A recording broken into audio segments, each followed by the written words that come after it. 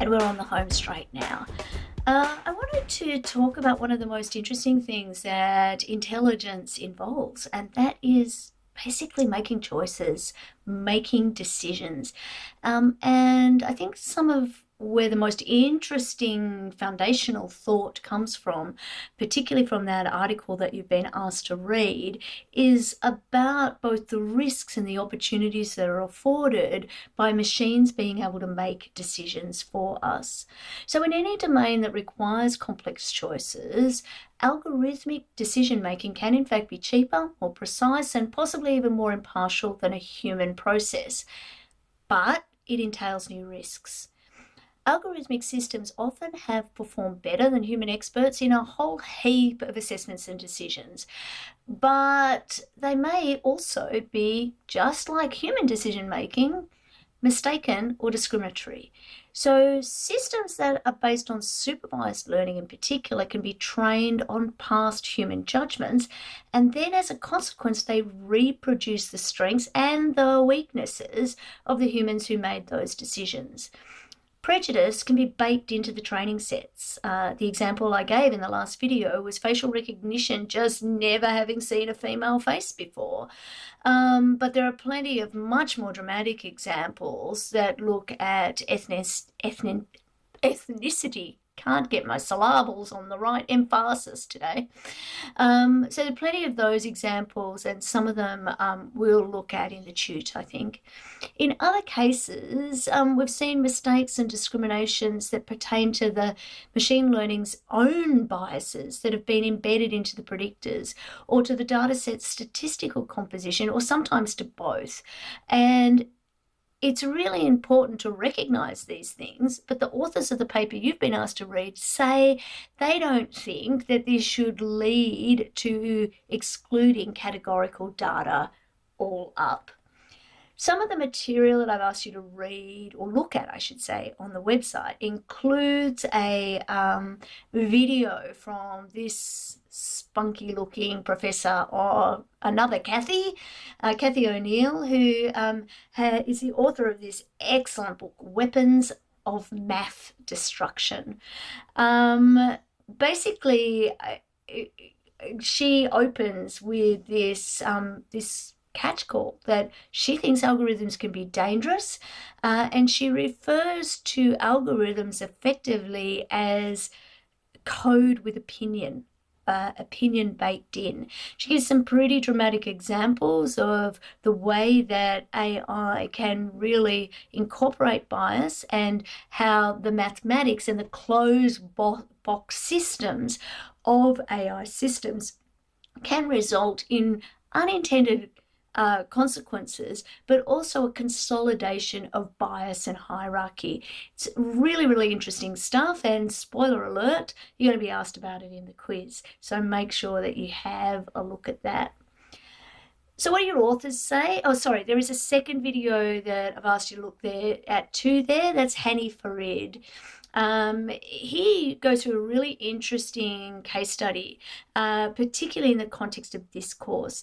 He looks at the way that courts in the US now routinely use predictive algorithms to make decisions in the courtroom, including decisions about who's going to get bail and who's not. So bail is effectively when a person is accused of a crime, then effectively they are remanded, which means they're put into detention unless bail is awarded. The system is very similar worldwide.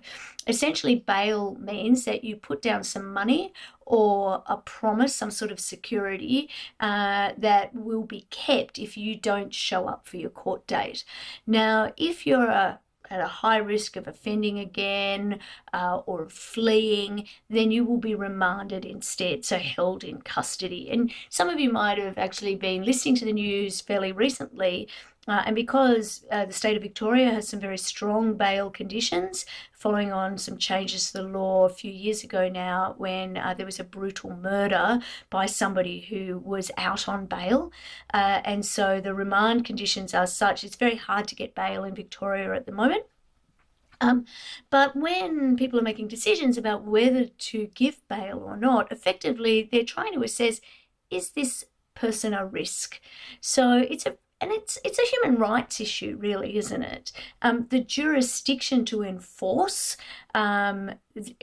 is in the court has a jurisdiction to enforce in relation to crimes that are committed within the jurisdiction, within the territory, within the state, and that jurisdiction to enforce includes a jurisdiction that allows for people to be withheld, even though at the same time you're innocent until proven guilty. So you're in jail even though you haven't been proven guilty yet. So it's a pretty serious thing.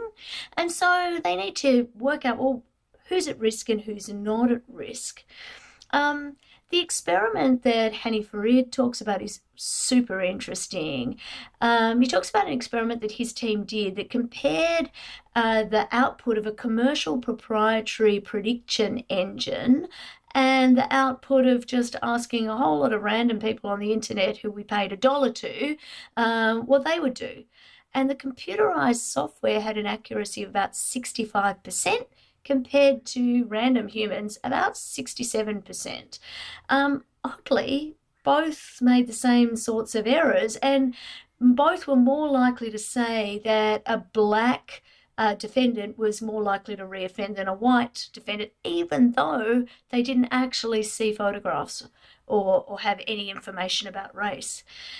And so they're really setting out to answer two questions. How is it that random people on the internet are as accurate as this commercial software that's being deployed in a courtroom?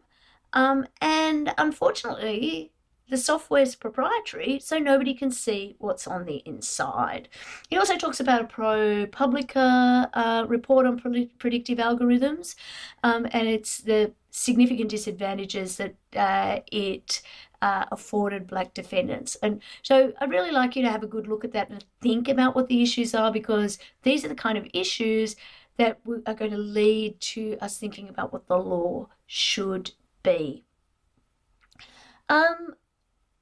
Your authors of the paper argue, in the alternate to the two videos that I've given you, that human decision makers may in fact be no worse than automated decision makers. The best solution, they say, is to integrate human and automated judgments together.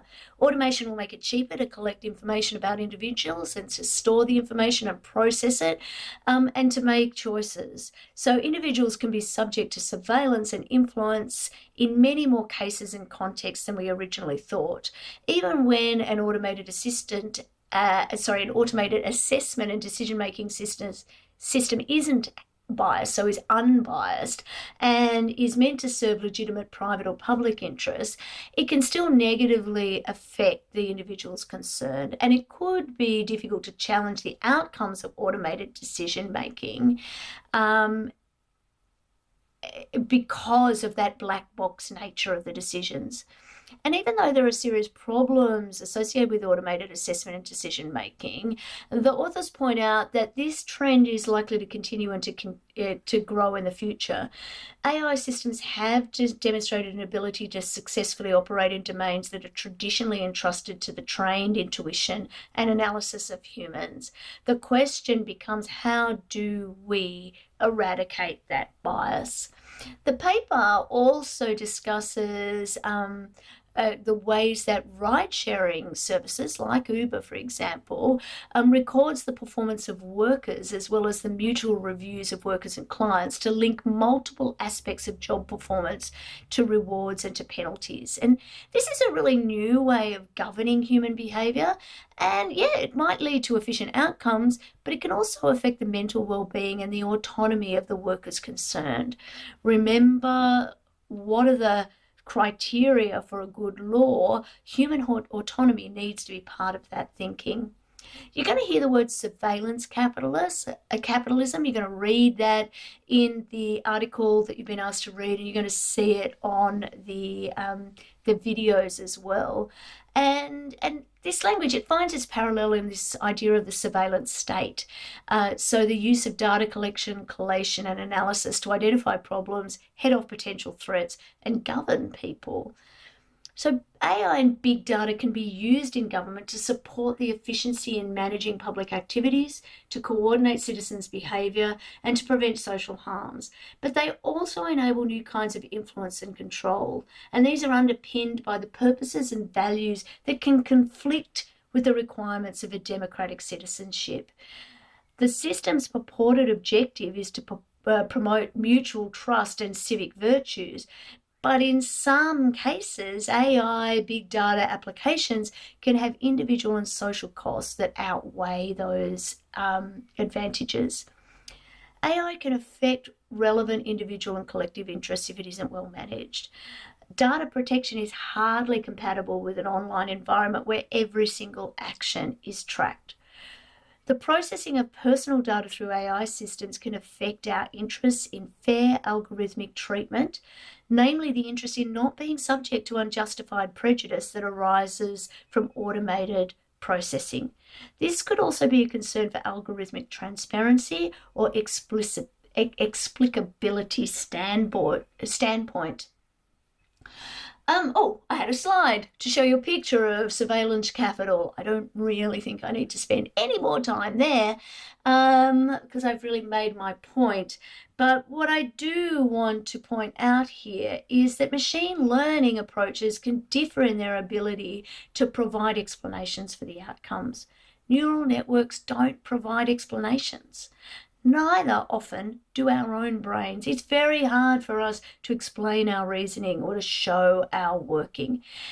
But neural networks themselves can be used to an extent to determine how a certain response could be given.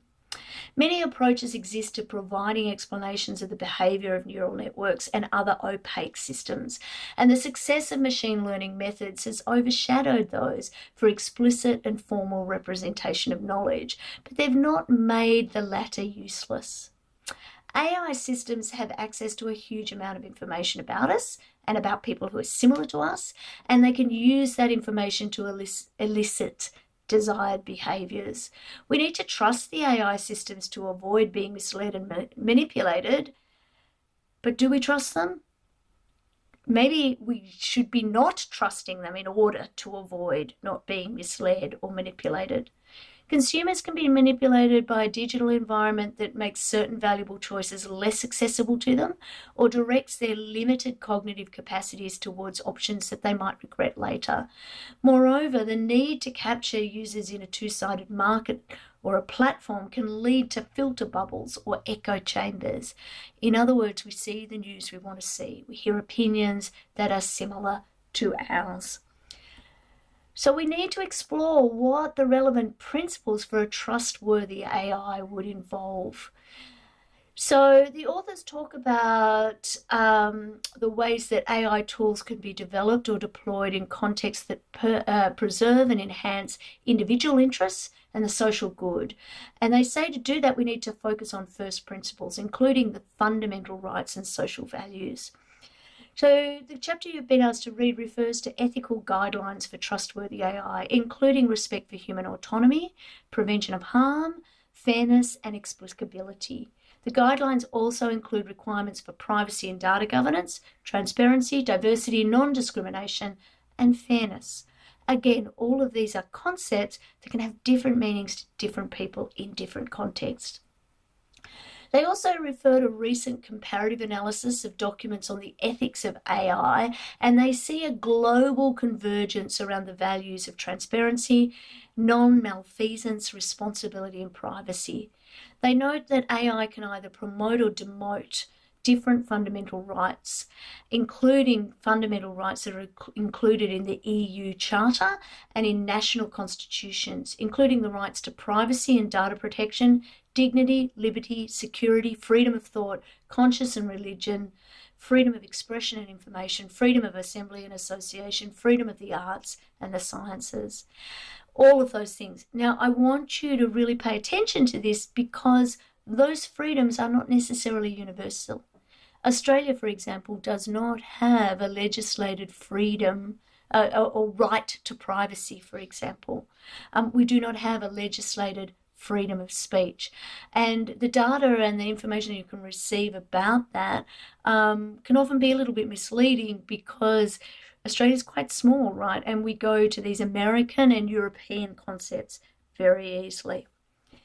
The other thing that I thought was quite interesting that the paper talks about is an opinion that came out from the European Data Protection Supervisor in 2018.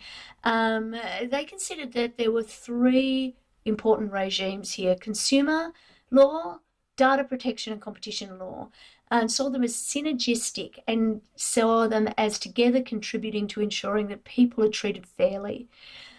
They considered, however, that adequate regulatory frameworks are necessary, in fact, essential is the word they used, to direct AI towards the good and the welfare of individuals in society. And then the last thing that the paper picks up, which I think will be part of our conversation in our tutorial, is about the dynamics of power that underlie the development of AI, and talks about how they're similar to those that are related to the industrial society and mass consumption society. Citizens and their organisations need, they say, to be able to use AI to their advantage to both resist and to respond to AI-powered companies and governments. So they give a few examples of citizen empowering technologies that we already have. For example, ad blocking systems and anti-spam software. However, more can be done. For example, analysing massive amounts of product reviews or comparing prices across a multitude of platforms. Several proposals have been made for combining AI methods to support data protection and prevent excessive or unwanted or unlawful collection of personal data, as well as to provide protection from manipulation and fraud. Lastly, they talk about how it might be worth considering how to support the creation and distribution of AI tools to the benefit of data subjects and citizens, and to reduce unfair and unlawful market behaviour, and to promote the development of legal and ethical business models, something that will take us very happily into our fourth week. Questions, concerns, frustrations, compliments, you know where to find me. Good luck with the rest of the week, and I'll see you in the tute. Cheers.